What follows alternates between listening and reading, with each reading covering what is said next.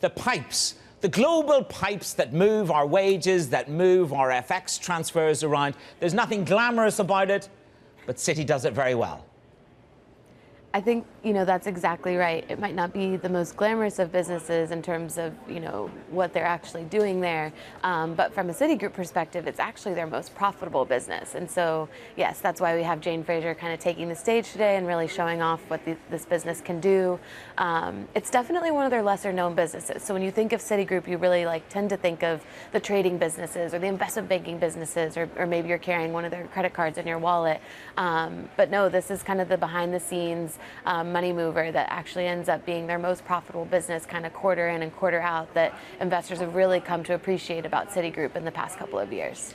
I mean, Jane Fraser made it very clear. She was at a conference a little bit earlier on. There's earlier on in the year in March. There's nowhere to hide for anyone when it comes to accountability. Her target was to cut 20,000 jobs. She is a CEO very much in a hurry to deliver at pace. But then you look at what Mike Mayo's saying is that, she's got a lot to prove.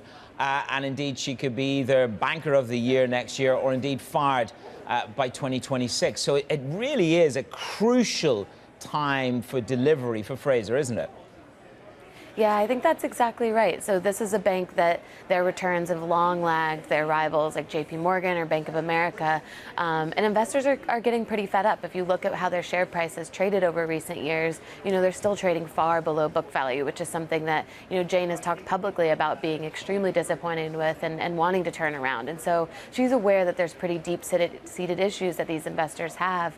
And so when you look at her today kind of showing off this business that really no one else on Wall Street has, you see her really trying to play to Citigroup's strengths here. And so when, trading can sometimes be on its back foot, investment banking has yet to materialize, credit cards are so beholden to what unemployment looks like or how consumers can keep up with their bills.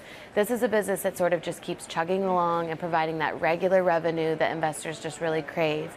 And so I think that's why you really see her leaning in here and really trying to put the focus on this Treasury Trade Solutions business, this security services businesses. These are just two things that kind of really together really provide that stability that investors are wanting.